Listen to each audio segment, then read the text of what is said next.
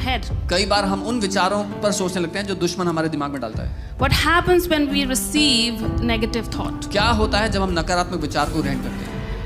We just read in Ephesians 1:3 that we are already blessed with every spiritual blessing. इफिसियों 1:3 में हमने पढ़ा हम हर एक आत्मिक आशीष पा चुके हैं।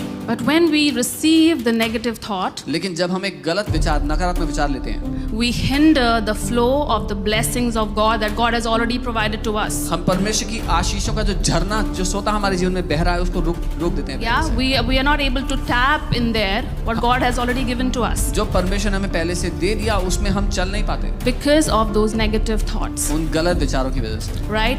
And what happens on the other side when we receive the godly thoughts, when we receive the word of God, what happens? वहीं दूसरी तरफ जब हम परमेश्वर के विचार, उसके वचन के विचार लेते हैं तो क्या होता है?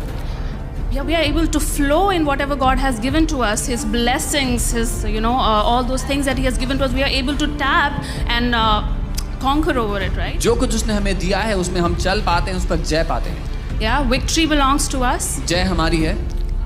But if your mind is not right, लेकिन अगर आपका मन सही नहीं है you'll not be able to conquer and tap into that victory that already belongs to you. तो आप उस जय में प्रवेश नहीं कर पाएंगे, चल नहीं पाएंगे जो आपकी पहले से हो चुकी है। And that is what the enemy, the deceiver, is doing with so many people. और ये है जो वो दुश्मन, वो धोखा देने वाला बहुत से लोगों के साथ कर रहा है। But it's such a good news for us, the people of God, that we have the word of God. पर ये हमारे लिए बड़ी अच्छी खबर है कि हमारे पास परमेश्वर का वचन है। Yeah, we have the word that is sharper, that is active, that is working in us. हमारे पास वो वचन है जो चौखा है, जो सक्रिय है, हमारे अंदर काम कर रहा है। We have the shepherd that God has put over us, who is teaching us the fresh word of God and lifting us up and building us up. वो चरवाहा परमेश्वर ने हमें दिया है जो हमें परमेश्वर का ताज़ा वचन दे रहा है, हमारे जीवन की उन्नति कर रहा है, हमें बढ़ा रहा है। Amen.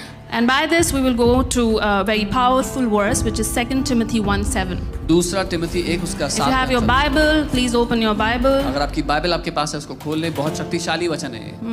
You have, I'm sure, heard it. For God has not given us a spirit of fear, but of love, power, and of sound mind. आपने सुना होगा कि लिखा है क्योंकि परमेश्वर ने हमें भय की नहीं पर सामर्थ्य, प्रेम और संयम की आत्मा दी है। सही बुद्धि। Amen. God has not. Can you say after me? God has not given to me the spirit of fear, but of love, power, and of sound mind. क्या आप मेरे साथ कह सकते हैं क्योंकि परमेश्वर ने मुझे भय का आत्मा नहीं दिया पर सामर्थ्य, प्रेम और संयम का आत्मा दिया है। Amen. I also want to read it in Amplified Classic. मैं If you amplified can have classic में that, इसको please. पढ़ना चाहता हूँ। Right, I have written it down. It's amazing. For God did not give us a spirit of timidity. परमेश्वर ने हमें दब्बूपन का आत्मा नहीं दिया।